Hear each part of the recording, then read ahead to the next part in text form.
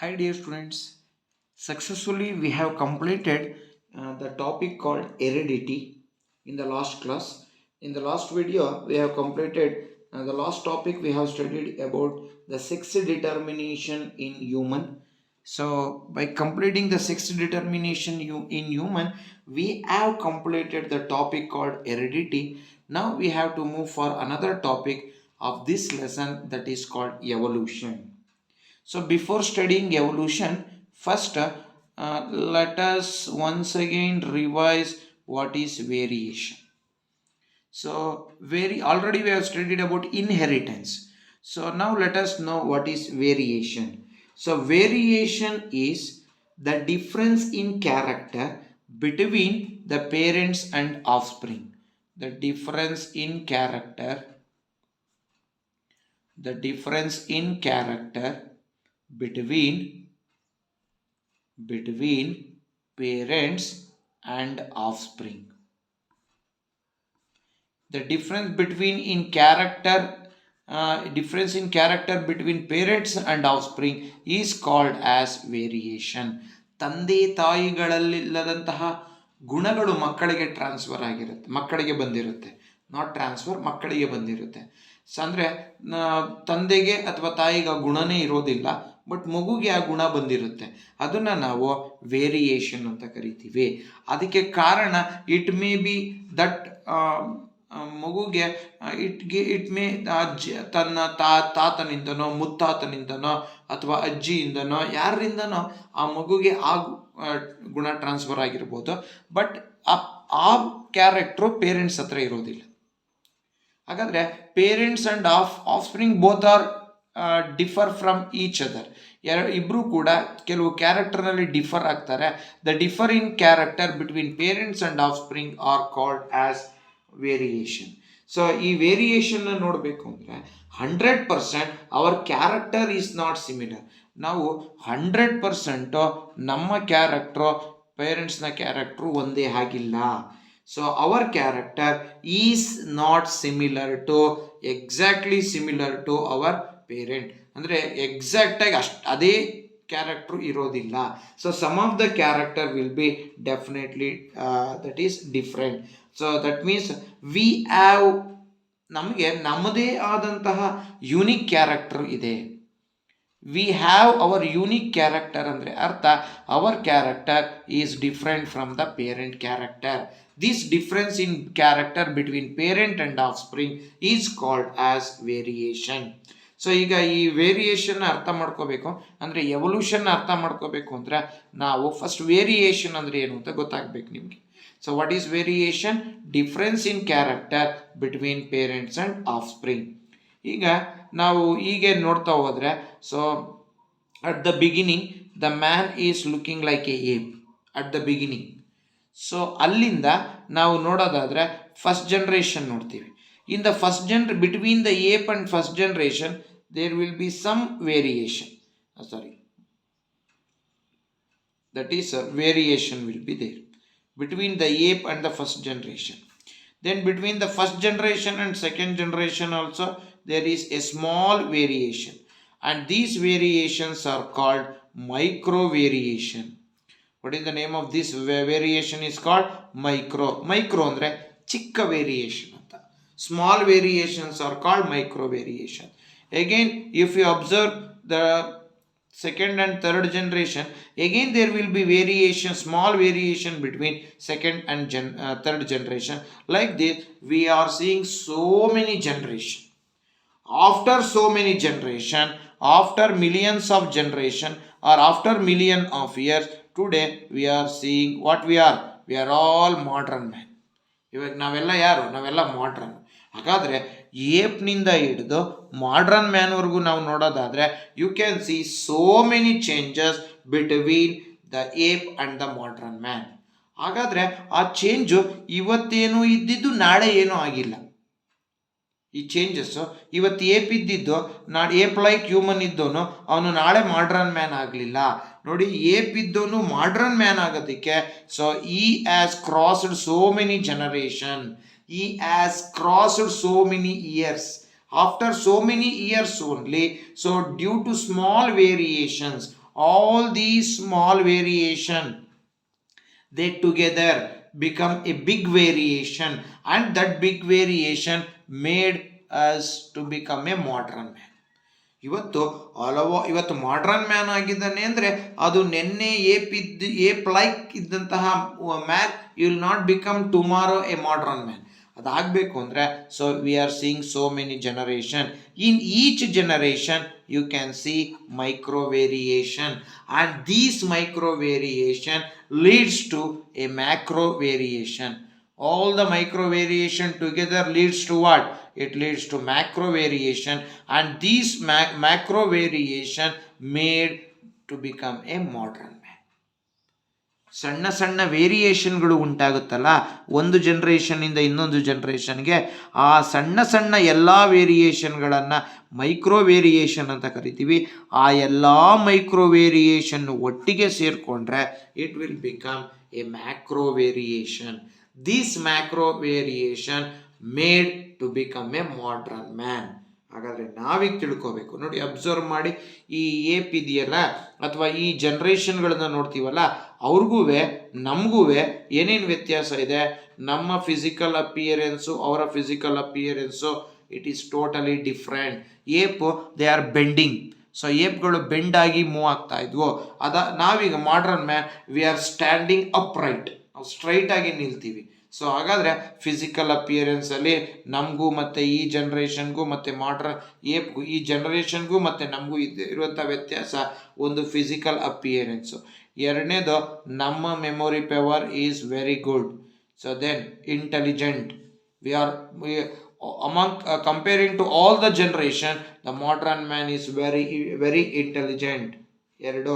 ಮೂರನೇದು, so thinking capacity, our thinking capacity is totally different from the previous generation.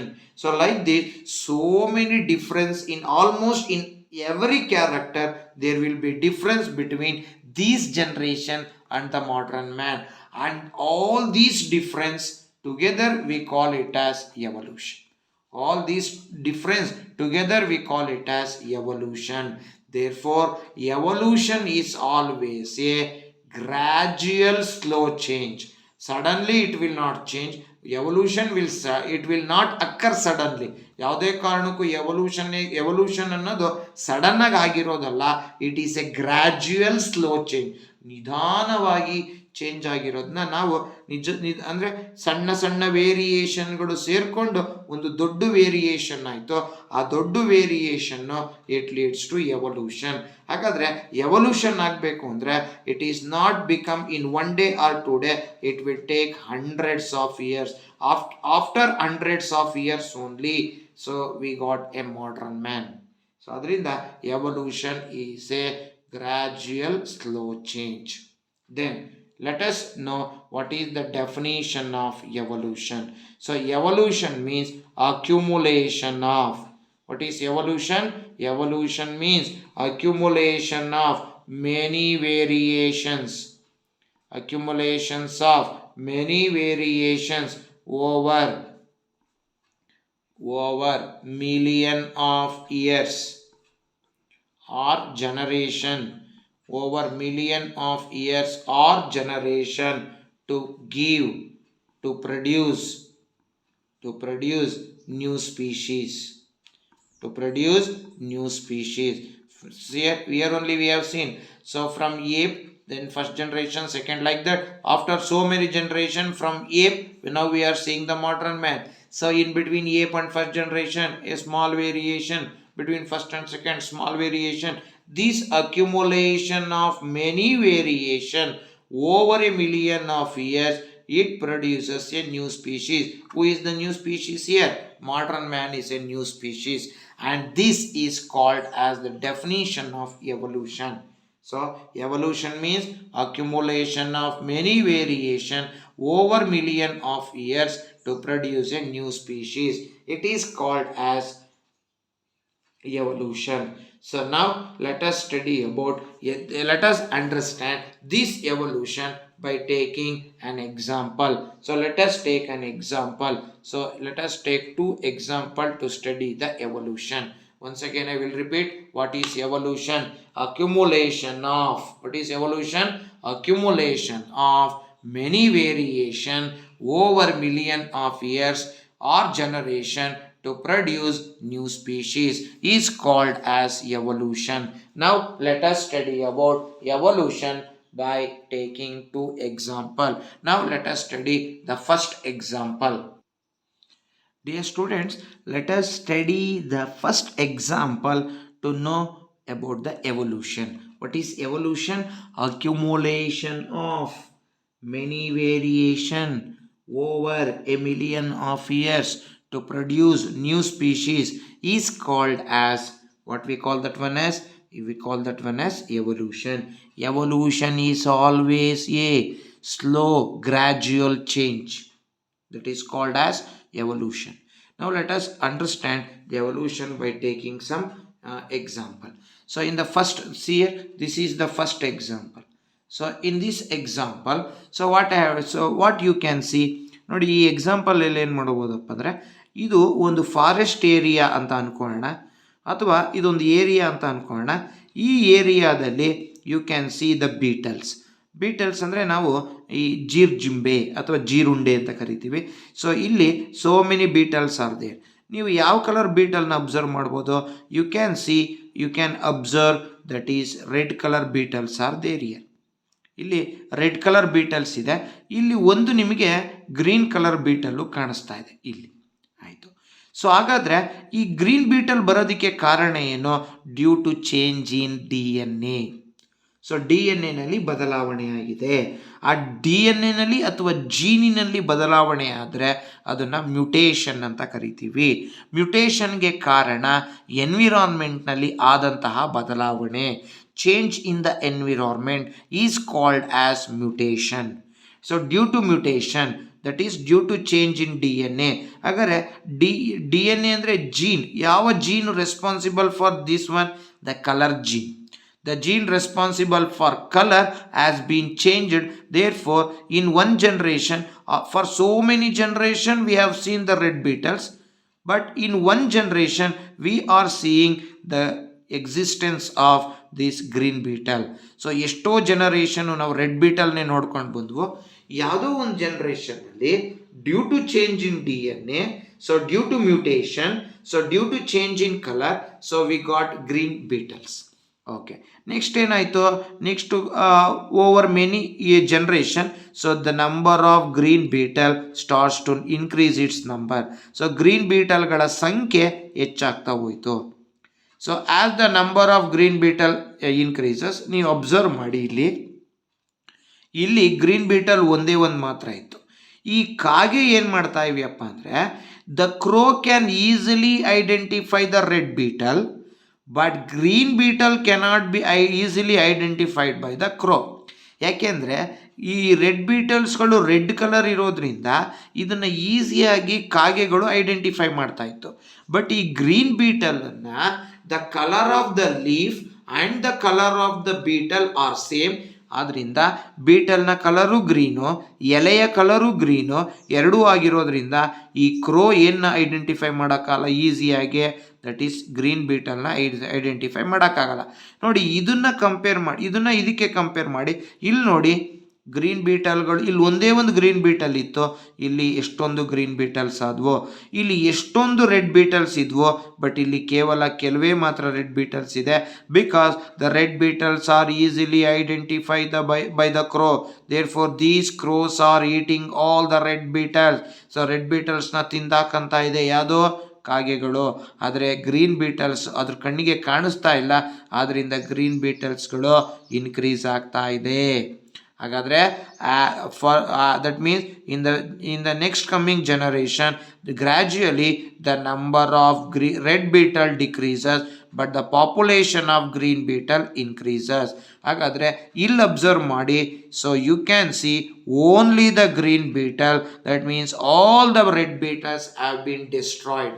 All the red beetles are eaten by the crow, but the green beetle have been survived. Why the green beetle have survived? Because the nature has given the survival advantage. Nature ಅದಕ್ಕೆ survival advantage ಕೊಟ್ಟಿದೆ. What is that survival advantage? That survival advantage is called as natural selection. So nature ಕೆಲವು ಸ್ಪೀಶೀಸ್ಗೆ help ಮಾಡುತ್ತೆ to survive. The nature helps some species to survive, and this is called as natural selection. ಹಾಗಾದರೆ ಈ green ಬೀಟಲ್ಗೆ ಸಿಕ್ಕಿದಂತಹ survival advantage ಏನಪ್ಪ ಅಂದರೆ, colour of the beetle, colour of the leaf both are same. If these beetles are sitting on the leaf, the green beetle cannot be easily identified by the crow. Therefore, crow eaten all the red beetle. That means the population of the gene of red beetle have been destroyed, but only now who is survived? ಯಾರು ಮಾತ್ರ survive ಆದ್ರು? That is the green beetle. Why the green beetle have been survived? Because due to the survival advantage given by that is nature. What is the name of that survival advantage? The name of that survival advantage is called natural selection. What is that survival advantage? Natural selection. What is natural selection? The nature helped some species to survive. ಹಾಗಾದರೆ nature ಯಾವ ಸ್ಪೀಶೀಸ್ನ survive ಆಗೋಕ್ಕೆ help ಮಾಡ್ತೋ? That is it helps the green beetle to survive. So therefore the green beetle have been survived in the nature. This nature helped the green beetle to survive, but all the red beetles have been vanished, ಅಥವಾ all the red beetles have been destroyed, or the red beetles has become extinct, but the green beetles have been survived. And this survival advantage is called natural selection. Who given the survival advantage? Nature. So ಇದು ಎವಲ್ಯೂಷನ್ಗೆ ಅಂದರೆ red beetles ಇದ್ದಿದ್ದು ನಿಧಾನವಾಗಿ change ಆಗಿ it has become a green beetle. So number of green beetle population increases. This is because due to the survival advantage. This is the first example we have to study about evolution. ಹಾಗಾದರೆ ಯಾವುದು evolve ಆಗಿದೆ? So you can see the new species. What is that new species? That is the colour of the beetle has bean changed and it has become a green beetle. Instead of red, it has become green. Then after that one, let us go for example 2. This is example 2. So now let us see the example 2. So in the example 2, now you can observe, you think this is a forest area. ಇದು ಒಂದು forest area ಅಂತ ಅನ್ಕೊಳ್ಳಿ. ನೋಡಿ, ಈ forest ಏರಿಯಾದಲ್ಲಿ ಎಲ್ಲಾವುದು ಕೂಡ red ಬೀಟಲ್ಸೇ ಇದೆ. But in ಯಾವುದೋ ಒಂದು ಜನ್ರೇಷನಲ್ಲಿ due to mutation we got a blue beetle. ಯಾವುದೋ ಒಂದು ಜನ್ರೇಷನ್ನಲ್ಲಿ due to change in DNA, due to change in gene, so mutation ಉಂಟಾಯಿತು. ಸೊ ಮ್ಯುಟೇಷನ್ ಉಂಟಾಗಿರೋದ್ರಿಂದ the colour of the beetle has been change to blue colour. Next ನಾವು ನೋಡೋದಾದರೆ ಇಲ್ಲಿ ಒಂದು ಮಾತ್ರ ಬ್ಲೂ ಕಲರ್ ಬೀಟಲ್ ಇದೆ. ನೆಕ್ಸ್ಟಲ್ಲಿ ನೋಡಿ, ಒಂದಿದ್ದು 3 ಆಯಿತು. Population of the red beetle also increased and population of the blue beetle also increased. But in one fine day, the elephant is moving. ಒಂದು ಆನೆ ಈ ಕಡೆ ಬಂತು. ಸೊ ಈ ಎಲ್ಲ ಬೀಟಲ್ಸ್ಗಳು ಒಂದು ಬುಷ್ ಮೇಲೆ ಅಥವಾ ಒಂದು ಎಲೆ ಮೇಲೆ ಕೂತಿದೆ ಅಂತ ಅಂದ್ಕೊಳ್ಳೋಣ, ಅಥವಾ ಒಂದು ಬುಷ್ ಮೇಲೆ ಕೂತಿದೆ ಅಂತ ಅಂದ್ಕೊಳ್ಳೋಣ. ಎಲಿಫೆಂಟು ಯಾವಾಗ ಆ ಕಾಡಿನ ಮೂಲಕ ಹಾದು ಹೋಗುತ್ತೋ ಆ ಎಲಿಫೆಂಟು ಈ ಒಂದು ಬುಷಸ್ ಮೇಲೆ ಕಾಲಿಟ್ಟಾಗ ಅದನ್ನೇ ಎಲಿಫೆಂಟ್ ಸ್ಟ್ಯಾಂಪಿಂಗ್ ಅಂತ ಕರಿತೀವಿ. ನೋಡಿ, ಎಲಿಫೆಂಟಿನ ಕಾಲಿದು. ಆ ಎಲಿಫೆಂಟಿನ ಕಾಲನ್ನು ಇಟ್ಟಾಗ ಇಲ್ಲಿರೋಂತಹ ಎಲಿಫೆಂಟ್ ಯಾರ ಮೇಲೆ ಕಾಲಿಡ್ತೋ? ಎಲ್ಲ ರೆಡ್ ಬೀಟಲ್ಸ್ ಮೇಲೆ ಕಾಲಿಡ್ತೋ. ಹಾಗಾದರೆ ಇಲ್ಲಿದ್ದಂತಹ ಎಲ್ಲ ರೆಡ್ ಬೀಟಲ್ಸ್ಗಳು ಏನಾದವು? ವ್ಯಾನಿಷ್ ಆದವು, ಡೆಸ್ಟ್ರಾಯ್ ಆದವು. ಹಾಗಾದರೆ ಯಾರು ಸರ್ವೈವ್ ಆದರು? ನೋಡಿ, ಅಬ್ಸರ್ವ್ ಮಾಡಿ, ಇಲ್ಲಿದ್ವಲ್ಲ 3 ಬ್ಲೂ ಬೀಟಲ್ಸ್, ಅವು ಮಾತ್ರ ಉಳ್ಕೊಂಡಿದೆ.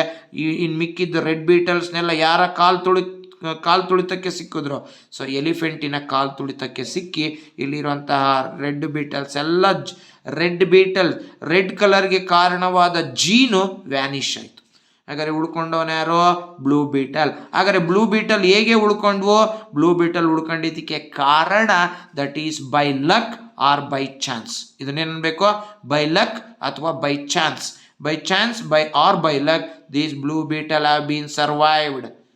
ನೆಕ್ಸ್ಟ್ ಏನಾಯ್ತು, ಬ್ಲೂ ಬೀಟಲ್ಗಳು ತಮ್ಮ ಪಾಪ್ಯುಲೇಷನ್ನ ಇನ್ಕ್ರೀಸ್ ಮಾಡಿದ್ವು. ಹಾಗಾದ್ರೆ ಈ ಬ್ಲೂ ಬೀಟಲ್ಗಳು ತನ್ನ ಪಾಪ್ಯುಲೇಷನ್ಗೆ ಇನ್ಕ್ರೀಸ್ ಆಗೋಕ್ಕೆ ಕಾರಣ ಬೈ ಚಾನ್ಸ್ ಅವು ಉಳ್ಕೊಂಡಿದ್ದರಿಂದ. ಅಕಸ್ಮಾತ್ ಆನೆಯ ಕಾಲಿನ ತುಳಿತಕ್ಕೆ ಇವು ಸಿಕ್ಕಾಕೊಂಡಿದ್ರೆ ಸೊ ಇವು ಕೂಡ ವ್ಯಾನಿಷ್ ಆಗ್ತಾ ಇತ್ತು. ಬೈ ಲಕ್ ಇವು ಸರ್ವೈವ್ ಆದವು. ಹಾಗಾದ್ರೆ here who has given the survival advantage? So nobody has given the survival advantage. By luck or by chance they got the survival advantage. ಇಲ್ಲಿ ಯಾರೂ ಅದಕ್ಕೆ ಸರ್ವೈವಲ್ ಅಡ್ವಾಂಟೇಜ್ ಕೊಡಲಿಲ್ಲ. ಅವು ತಮ್ಮ ಲಕ್ಕಿಂದ, ಅವು ತಮ್ಮ ಬೈ ಚಾನ್ಸಿಂದ ಅವು ಬದುಕಿ ಉಳಿದ್ವು. ಅವುಗಳು ಬದುಕುಳಿದಾದ್ಮೇಲೆ ಅವು ತಮ್ಮಲ್ಲಿ ಸೆಕ್ಷುವಲ್ ರಿಪ್ರೊಡಕ್ಷನ್ ಮಾಡಿಕೊಂಡು ಅವುಗಳ ಪಾಪ್ಯುಲೇಷನ್ನ ಇನ್ಕ್ರೀಸ್ ಮಾಡಿಕೊಂಡ್ವು. ಇದನ್ನ ನಾವು we call it as evolution. So ಹಾಗಾದರೆ it is not a sudden process. ಇದು ಇವತ್ತು ರೆಡ್ ಬೀಟಲ್ ಇದ್ದಿದ್ದು ನಾಳೆ ಬ್ಲೂ ಬೀಟಲ್ ಆಗಲಿಲ್ಲ.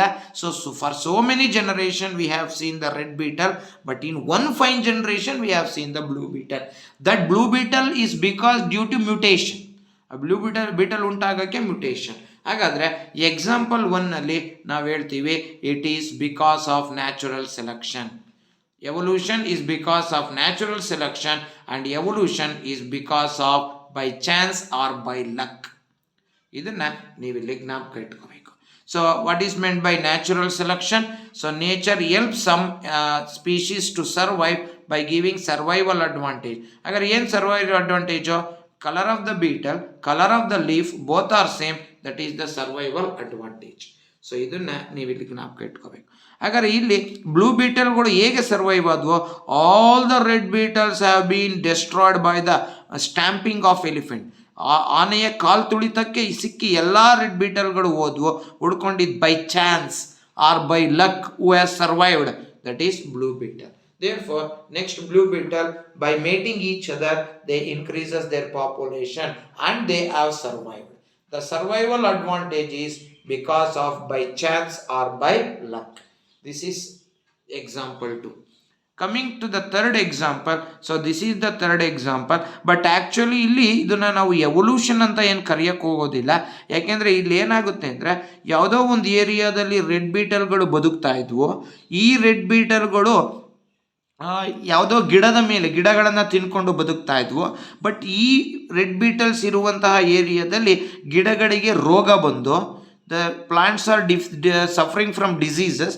ಸೊ ಈ ರೆಡ್ ಬೀಟಲ್ಗಳು ಆ ಗಿಡಗಳ ಮೇಲೆ ಡಿಪೆಂಡ್ ಆಗಿದ್ವು. ಯಾವಾಗ ಗಿಡಕ್ಕೆ ರೋಗ ಬಂತೋ ಸೊ ಹಾಗಾದರೆ ಗಿಡದಿಂದ ಇದು ಯಾರ ಮೇಲೆ ಫುಡ್ಡಿಗೆ ಡಿಪೆಂಡ್ ಆಗಿತ್ತೋ ಆ ಗಿಡಗಳೆಲ್ಲ ಏನಾದವು, ಒಣಗೋಕ್ಕೆ ಸ್ಟಾರ್ಟ್ ಆಯಿತು. ಯಾಕೆಂದರೆ ಆ ಗಿಡಗಳಿಗೆ ರೋಗ ಬಂದಿತ್ತು. ಸೊ ಯಾವಾಗ ಇವುಗಳಿಗೆ ಫುಡ್ ಸಿಗಲಿಲ್ವೋ, ನೋಡಿ ಇಲ್ಲಿ ಸೈಜ್ ನೋಡಿ ಬೀಟಲ್ದು, ಇಲ್ಲಿ ಸೈಜ್ ಅಬ್ಸರ್ವ್ ಮಾಡಿ. ಸೊ ಎರಡರಲ್ಲೂ ಕೂಡ ಇಲ್ಲಿ ಸೈಜು ಸ್ವಲ್ಪ ದೊಡ್ಡದಾಗಿದೆ ಸೈಜು, ಬಟ್ ಇಲ್ಲೇ ನೋಡಿದ್ರೆ ಸೈಜು ಕಮ್ಮಿ ಇದೆ. ಯಾಕೆ ಬೀಟಲ್ಗಳ ಸೈಜು ಕಮ್ಮಿ ಆಯಿತು? Because they are not getting the food ಯಾಕೆ ಸಿಗ್ತಾ ಇಲ್ಲ ಅವಕ್ಕೆ? Because the plant has got some diseases. So ಆ ಡಿಸೀಸ್ ಆಗಿದ್ದರಿಂದ ಸೊ ಎಲೆ ಎಲ್ಲ ಒಣಗ್ತಾ ಇದೆ. ಇವಕ್ಕೆ ತಿನ್ನೋಕ್ಕೆ ಎಲೆನೇ ಸಿಗ್ತಿಲ್ಲ ಅಂದಮೇಲೆ ಸೊ ಅವುಗಳಿಗೆ ಆಹಾರ ಇಲ್ಲ, ಫುಡ್ ಇರೋದಿಲ್ಲ. ಯಾವಾಗ ಅದು ಫುಡ್ ಇರೋದಿಲ್ವೋ ಅವುಗಳ ಸೈಜು ಡಿಕ್ರೀಸ್ ಆಗುತ್ತೆ. ಸೊ ಅವುಗಳ ಸೈಜು ಡಿಕ್ರೀಸ್ ಆಗೋದ್ರಿಂದ ಸೊ ಸೈಜ್ಗಳು ಡಿಕ್ರೀಸ್ ಆಗ್ತಾ ಇದೆ. ಬಟ್ ಯಾವುದೋ ಒಂದು fine day so all the plants has recovered from the diseases. So ಎಲ್ಲ ಗಿಡಗಳು ರೋಗದಿಂದ ಮುಕ್ತಿ ಪಡೆದ್ವು. ಆವಾಗ ಈ ಬೀಟಲ್ಸ್ಗಳಿಗೆ ಅವಕ್ಕೆ ಬೇಕಾದಂಥ ಆಹಾರ ಸಿಗ್ತಾ ಇದೆ. ಎಗೇನ್ ಆ ಫುಡ್ಡನ್ನು ತಿನ್ಕೊಂಡು again they reached their original position. ಇದು ಒರಿಜಿನಲ್ ಪೊಸಿಷನ್ನು, again they reached original position. But ಇಲ್ಲೇನಾಯಿತು, due to shortage of food they have become thin or they become thin because of the shortage of food. But in one fine day the plants has recovered from the diseases and hence the beetles are getting what? Food. By eating that food again they have reached their original position. So ಇದನ್ನು ನಾವು evolution ಅಂತ ಕರೆಯೋದಿಲ್ಲ.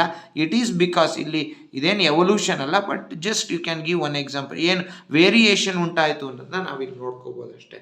So like this we have studied about the topic called evolution. ಇನ್ನು next ವಿಡಿಯೋದಲ್ಲಿ we are going to study about the important topic that that may ask for the exam, that is called speciation. So speciation ಬಗ್ಗೆ ನಾವು next class ನಲ್ಲಿ let us study about speciation. So thank you.